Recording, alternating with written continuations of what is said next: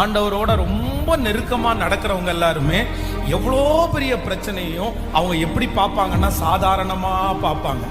அதைத்தான் வேதம் சொல்லுகிறது, நீதிமான்கள் சிங்கத்தை போல தைரியமா இருக்கிறார்களாம். பாருங்க, தாவீதை குறித்து வேதம் சொல்லுது, கோலியாத்து வந்து நிற்கும் போது சவுல் கூட என்ன நினைக்கிறாருன்னா, அவன் பட்டயம் ரொம்ப பெருசு, அவன் ரொம்ப உயரமானவன், அவன் கோலியாத், அவன் பெலிஸ்தியன், என்னென்னமோ வார்த்தை சொல்லும் போது தாவீது என்ன சொல்றான் அப்படின்னு சொன்னா, அதெல்லாம் ஒண்ணும் இல்லையா, ஒருவேளை சிங்கத்தை போல் இருப்பான், இல்லைன்னா கரடியை போல் இருப்பான். சிங்கத்தையே என் கையில ஆண்டவர் கொடுத்துட்டாராமா, கரடியே என் கையில கொடுத்துட்டாராமா. இந்த பெலிஸ்தியன், இந்த பிரச்சனை எம்மாத்திரம். ஆமென். ஆண்டவர் வாக்கு கொடுக்கிறார், அது சாதாரணமாய் சரியாகிவிடும். அது சின்ன காரியத்திலே அது அடங்கிவிடும். அதனாலே பெரிய விளைவு உங்களுக்கு வராது என்று கர்த்தர் வாக்கு கொடுக்கிறார்.